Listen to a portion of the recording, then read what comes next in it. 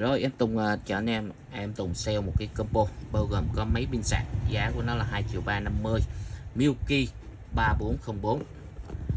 Cái này 12. Rồi pin này pin lướt này 350, rất là nhiều anh em mua ha. 6A pin lướt nguyên zin, nhận sạc zin.